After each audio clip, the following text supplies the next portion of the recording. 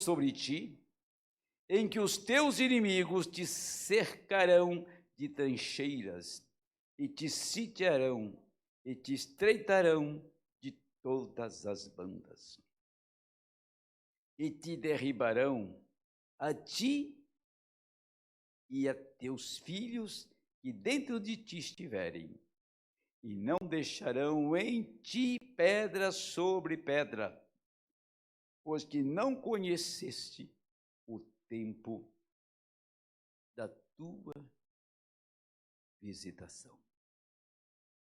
Amado Senhor, Jesus está lamentando, falando com os filhos de Israel. Virá um dia que vocês serão sitiados e ninguém irá escapar por não conhecer o tempo que os tenho visitado.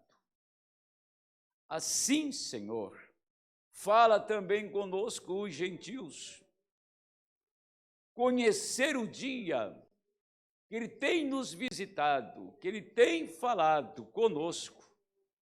Conhecer o dia que o Espírito Santo está disponibilizado na congregação, quando nós criamos uma atmosfera, porque somos criadores de atmosfera. Um culto bem-sucedido depende de cada um de nós, para que todos possam juntos, em um mesmo espírito, em um só coração e uma só alma, adorar o Senhor, e que não haja nenhum pensamento ao contrário. Para que não haja, Senhor, nenhuma divergência entre os irmãos, mas que a igreja esteja no mesmo espírito, coesa com a palavra, criando ao seu redor uma atmosfera, um ambiente que agrada ao Senhor de tal maneira que Ele tem prazer em chegar, entrar em nosso meio e manifestar a sua doce e santa presença. Senhor, eu oro para que esses minutos que nós temos para ouvir a palavra, o Senhor nos ajude, em nome do Senhor Jesus Cristo. Amém. Poder sentar, preparei uma pequena palavra nesta noite. Eu não vou delongar, por isso que não vou tocar tão longe aqui. Bem, a leitura que fizemos é o Senhor falando com o seu próprio povo. Até que aquele dia de graça acabou para Israel. E o irmão Branda diz, nessa mensagem que vocês já leram, eu já li, que o dia de graça da América terminou. Está aqui, bem no meio da mensagem. O dia de graça dos Estados Unidos tinha acabado. Está bem no meio da mensagem aqui, tá? Não vou ler isso aqui, mas só estou passando isso para vocês.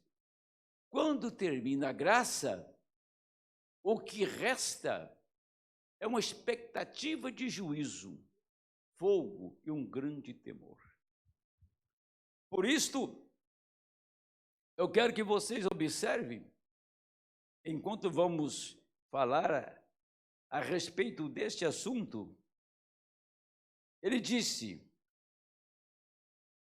o que faria você com a mensagem? O que faria você com a mensagem? Esse seria até um tema, mas não precisa colocar tema, não. Por quê? O que você faz com a mensagem, você está fazendo com ele. Porque ele é a mensagem. Poucas pessoas têm essa consciência, porque acham que a mensagem é uma igreja, é uma religião, né? A religião que você pega, coloca aqui, já te aborreceu, põe de lado aqui, esquece ela um pouco, depois você lembra dela e vai lá, tira o pó dela e usa ela de novo. Isso é ser escarnecedor. Isso é ser escarnecedor.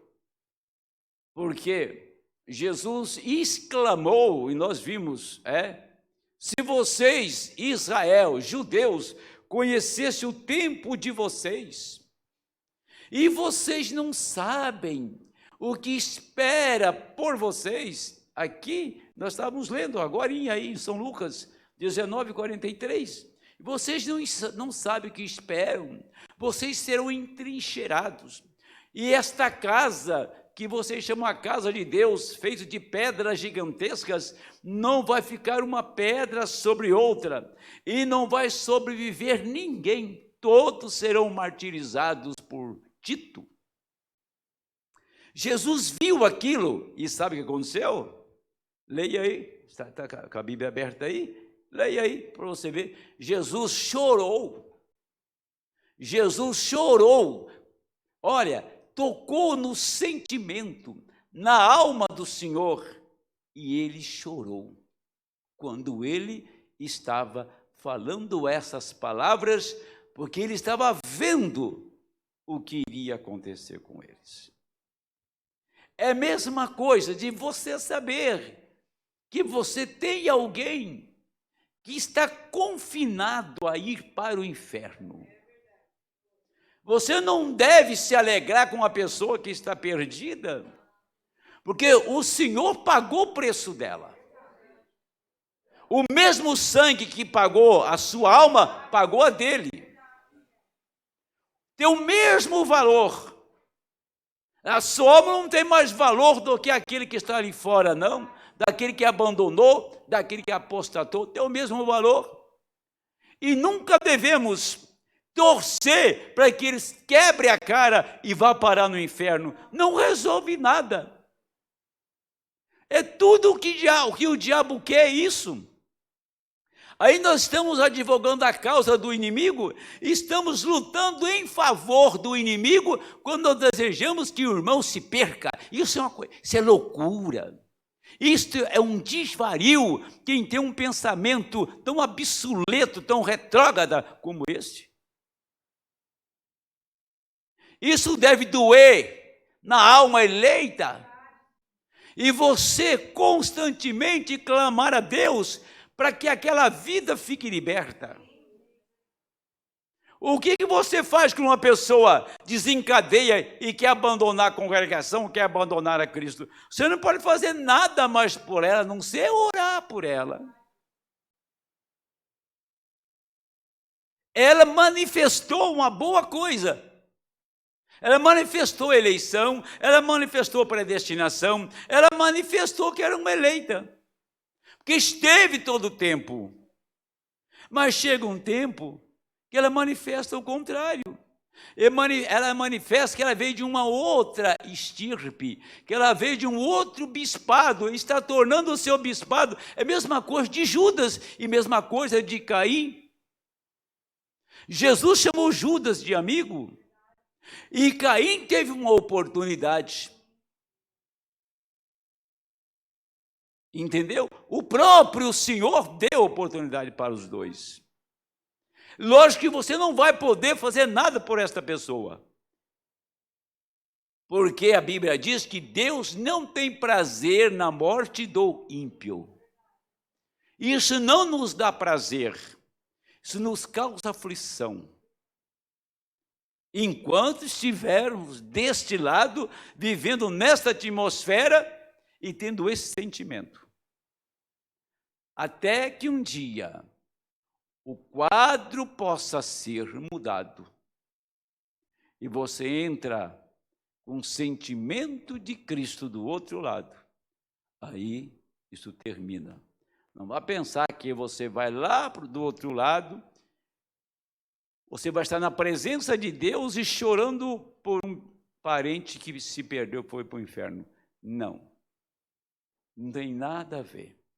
Lá, o sentimento do outro lado não tem nada a ver com relacionamento familiar, não tem nada a ver com a vida de um casal, de filhos, de irmãos. Isso nós temos aqui deste lado. Do outro lado, não tem nada disso. Mas enquanto estamos aqui, fomos dotados de um espírito de amor, de fraternidade, para buscar o perdido.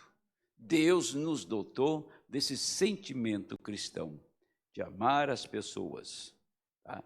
de procurar trazê-las para dentro do aprisco. Lógico que você não vai manufaturar ninguém e ninguém virá, a não ser que Deus preordene que ela venha. O Senhor disse para Judas que tem que fazer, faça logo. Pois que ele disse, ele saiu e fez. Agora escute o que vou dizer aqui. Isso me tocou muito, por isso resolvi falar essas pequenas palavras nesta noite. Eu quero que vocês imaginem e vivam este sentimento aqui, dos dois lados. Oh, eu sinto isso. Estou cansado, estou fadigado, estou exausto. Minha esposa disse, você não pode ir outra hora, querido. Você está a ponto de desmaiar. Você ministrou o dia todo. Tem estado semana após semana. Você está horrível. Você está tão nervoso que não consegue sentar à mesa.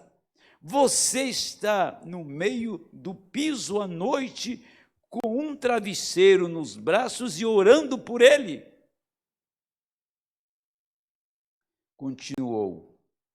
Você está tão nervoso. Fique em casa, querido, antes que você morra. Eu respondi, mas querida, por essas preciosas almas pelas quais Cristo morreu, eu devo fazer isto.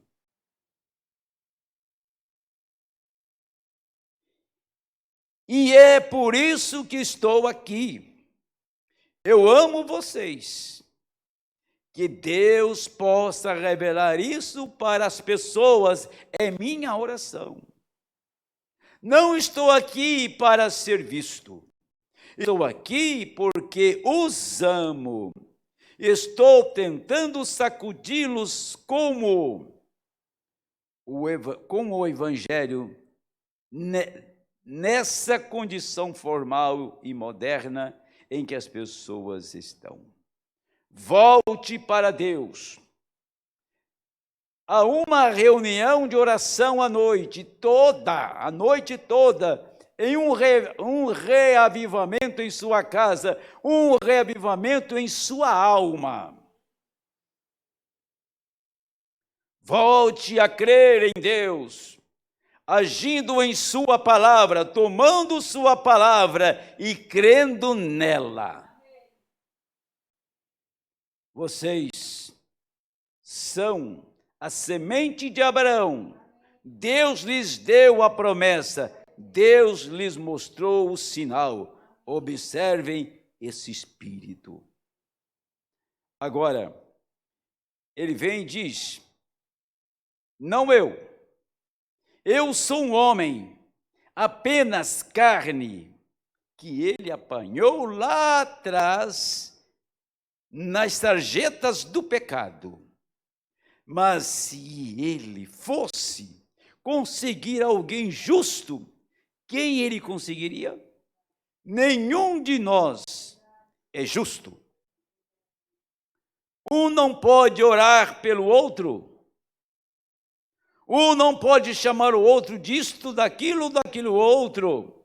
Porque todos nós pecamos e fomos destituídos da glória.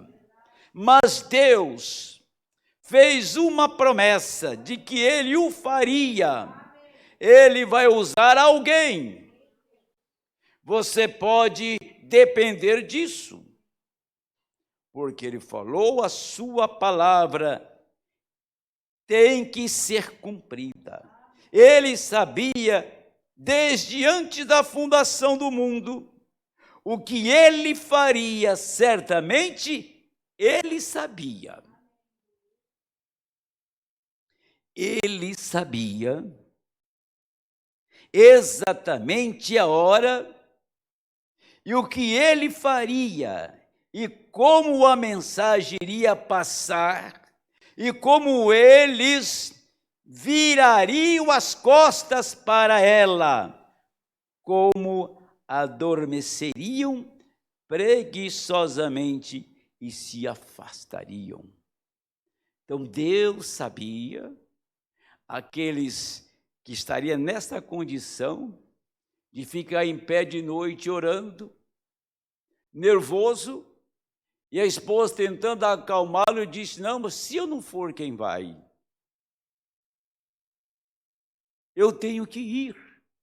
Ela aconselhava: você está sem mínima condição, mas Deus me chamou, e eu amo aquela alma, e eu vou orar por ela à noite e vou atrás dela. Depois ele chega no segundo parágrafo aqui, ele está dizendo: mas Deus sabia. Porque o que tem acontecido ao longo da nossa vida é empregando a nossa vida, dando o nosso tempo, a nossa juventude vai embora, chegamos, como eu cheguei, de cabelo branco, cheguei na velhice, e tudo que eu fiz, se eu pudesse voltar, eu fazia melhor. Eu daria cada pedacinho disso que eu fiz no passado, repetiria e tentaria fazer melhor. Não é qualquer um que Deus chama para pregar esta mensagem.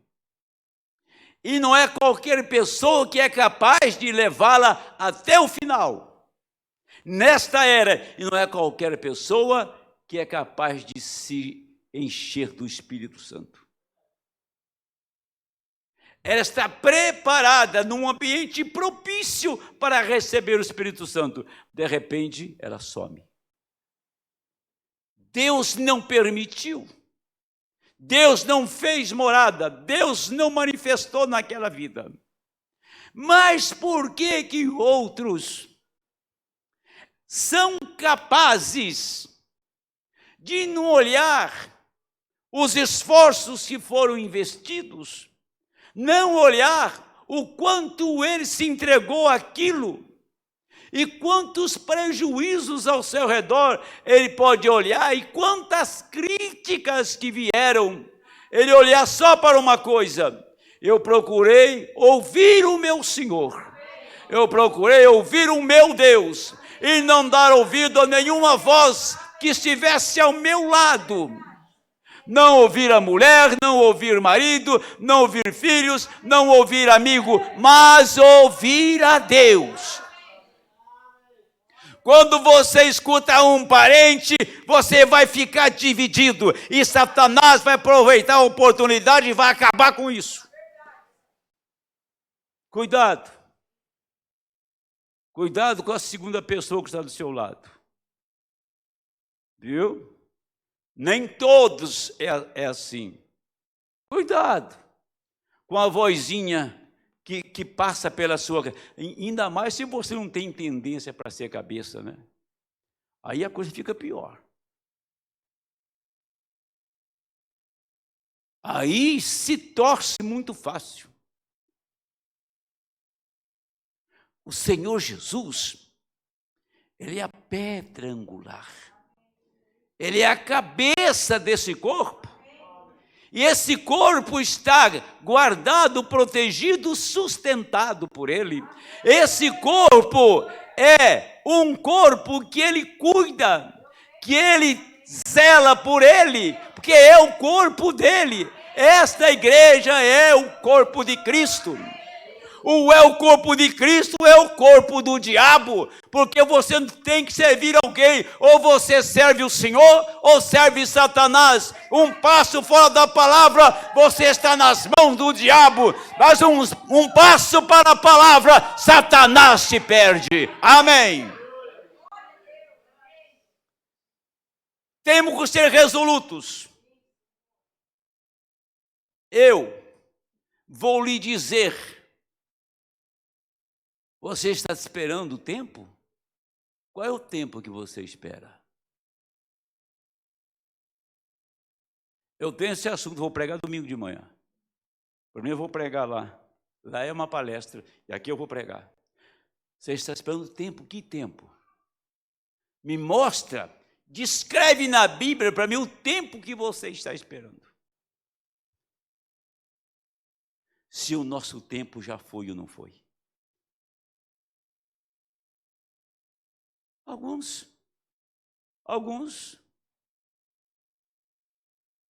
passa por aqui, fazer um tchauzinho. Alguns passa por aqui e tem alguns momentos, mas eles não são daqui. Eles não pertencem a esse corpo. Eles não pertencem ao céu.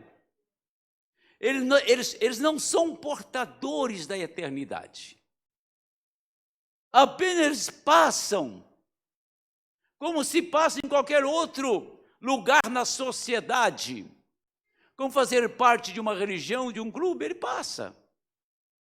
E às vezes ele até gosta das coisas que acontecem. Até que ela se aborreça. Mas você não pode aborrecer um crente. Você não pode destituir um membro do corpo de Cristo. Você não pode afastar alguém do corpo de Cristo. Não tem como fazer isso. Não há a mínima possibilidade. Não há nenhuma chance de você tirar alguém do corpo de Cristo. Você nasceu, foi eleito, predestinado para neste tempo servir a Deus, ou embaixo ou em cima, ou com luta ou sem luta, você continua servindo a Ele. Você foi chamado para isso. Não deixa nada te atrapalhar, não deixa nada te enrolar. Viva para o Senhor, passe por cima de todos os obstáculos da vida e siga em frente. Porque já atendi quantos casos no escritório? Ou a minha mulher ou o meu marido. O dia que um camarada chegar a reclamar que a minha mulher está querendo isso, veste o vestido dela, ela põe sua calça e muda, inverte os valores. Aí, rapaz, inverte logo os valores. Você tem decisão formada? Você tem opinião própria? Ou alguém tem que cochichar nos seus ouvidos para você tomar decisão? Quem foi cochichar no ouvido do Senhor para fazer o que Ele fez? A decisão que Ele tomou de ir para a cruz, de morrer por mim, de morrer por você. Quem cochichou na orelha do Senhor Deus, dizendo assim, envia esse homem na terra, porque esse homem vai dar certo. Deus não fez isso dessa maneira, não. Ele mesmo veio em seu próprio corpo. Ele não mandou um homem, Ele veio no homem. Ele não formou uma igreja, Ele é esta igreja que está aqui. E é por isso que o profeta disse, porque essas coisas são feitas, as pessoas tentam pensar no passado e dizer, isso é só um homem, isso é só uma telepatia ou algo assim. Eles disseram a mesma coisa em seu dia. Chamaram-no dono da casa de Beelzebu, quanto mais os seus discípulos. Como poderiam chamar isso de Beelzebu, a menos que estejam fazendo a mesma coisa que fizeram ao chamá-lo de Beelzebu? E aqui está. vocês estão nos últimos dias, vocês estão nas últimas horas, não apenas nos últimos dias, nas últimas horas. Pense nisto, amigos, pense nisto, amigo. Um dia, uma voz cansada, estridente vai soar. Quantas vezes você ouviu isso na sua vida? Esse é o seu tempo, essa é a sua hora, esse é esse dia, nós não temos mais tempo. Provo pela Bíblia que não há tempo. Que tempo? Eu vou esperar um pouco, tá? Talvez quando a minha filha, o meu filho casar, eu vou esperar, ver se vai amainando a situação, as coisas melhoram, eu posso ir na igreja. Rapaz, vá cantar noutra freguesia, você não é deste lugar. Entendeu? Um crente não espera outro dia, porque a decepção não vai ser para o velho mundo que está caindo aos pedaços. A decepção é para esquentador de banco que está me ouvindo pregar. A decepção para aqueles que estiveram na presença dele e não perceberam que era ele. Ah, foi o homem que falou, foi fulano de tal, foi pastor fulano, foi pastor Beltrano, foi um homem chamado William Brana. Deus tomou William Brana. Deus tirou William Brana, agora deu homens em lugar dele para pregar esta palavra e deu um título e deu um nome a esses homens: pastor que apacenta ovelhas, apacenta rebanho, que cuida de almas e não de carcaça humana. Não estou interessado na beleza, na estatura e na sua inteligência. Na sua alma apenas. Apenas em sua alma.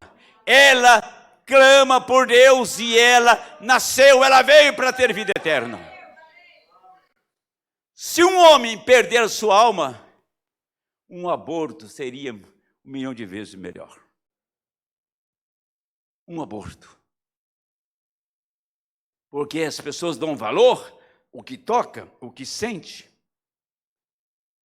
O que está por perto, dinheiro, fama, poder, liderança. Mas aquilo que ele não vê, ele não tem interesse. Mas quando você recebe de fato e de verdade o Espírito Santo, ele desce, porque Deus nunca morou no homem. Tinha uma promessa lá em Joel, que ele viria morar no homem. Quando ele morou em Jesus Cristo, nunca ele morou no homem. Ele falou com os profetas, os grandes profetas do Antigo Testamento, grandes homens de Deus, Davi, Salomão, e assim por diante. Mas ele não viveu dentro daquele povo desde os dias de Paulo, quando terminou a era de Éfeso. Ele não morou em mais ninguém até chegar nos dons pentecostais em 1906. Eles não tinham o Espírito Santo, eles tinham dons. Porque se eles tivessem o Espírito Santo, não chegava numa forma tão degradada, humilhante como chegar hoje, se intitulando de crente, quando é o verdadeiro retrato, imagem de Satanás. Mas para um povo da hora final, do tempo final, ele disse: você vai saber naquele dia que não somente estou convosco, mas em vós, dentro de vocês. E quando ele entra aqui, você sabe que ele está aqui. A sua alma sabe que alguma coisa mudou. E uma outra voz está falando. Uma outra voz fala. Uma outra voz está ecoando dentro de si. Porque quando ele fala, você começa a entendê-lo, compreendê-lo. E você, todas as vezes que se rende a esta voz, você triunfa na sua vida. Você cresce na sua vida. Você encoraja cada dia mais. Quando ele entrar aí dentro, você saberá que ele está aí. Que esta voz fala na alma. Agora a sua alma tem recebido Cristo. Ele vive dentro de si. E você não pode fazer outra coisa a não ser servi-lo. Amém. Eu quero fazer mais uma leitura aqui para encerrar. Efésios capítulo 1, verso 9, ele diz assim: descobrindo-nos o mistério da sua vontade. Quer dizer que a vontade de Deus, então, é um mistério. A vontade de Deus é um mistério. Tá? Descobrindo-nos o mistério da sua vontade, segundo o seu beneplácito, segundo a sua bondade, que propusera em si mesmo de tornar a congregar em Cristo. Congregar em Cristo. Cristo é a igreja. Congregar em Cristo. Todas as coisas na dispensação da plenitude dos tempos. Eis aqui o fim da plenitude dos tempos. A plenitude dos tempos foram as eras da igreja. Tanto as que estão nos céus, como as que estão na terra. Quer dizer, falamos do céu, pregamos sobre o céu, falamos da glória do Senhor, da sua bondade, das manifestações do seu poder, da sua atuação aqui na terra, criando esquilos, levantando mortos através de um homem.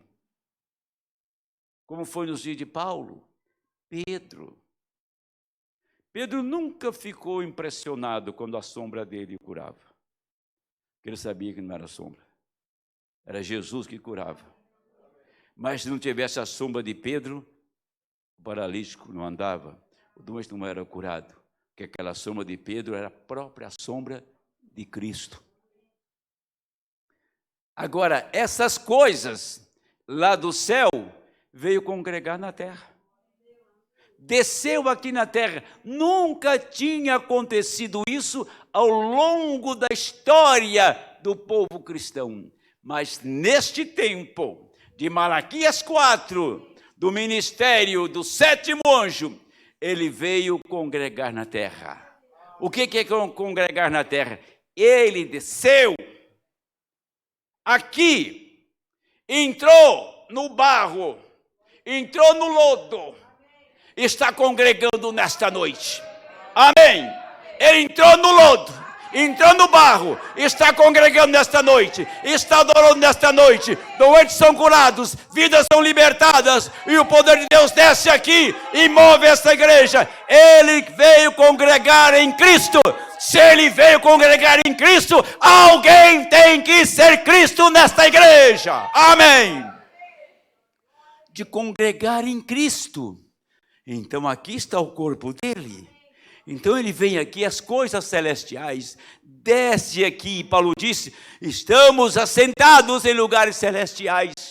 Não são os bancos dessa igreja, mas você é este lugar celestial. É aqui que ele está, é aqui que ele se manifesta. Eu quero ver o diabo mover um crente que tem revelação dessas coisas que eu acabo de falar. Deus abençoe em nome do Senhor. Amém. Glória a Deus.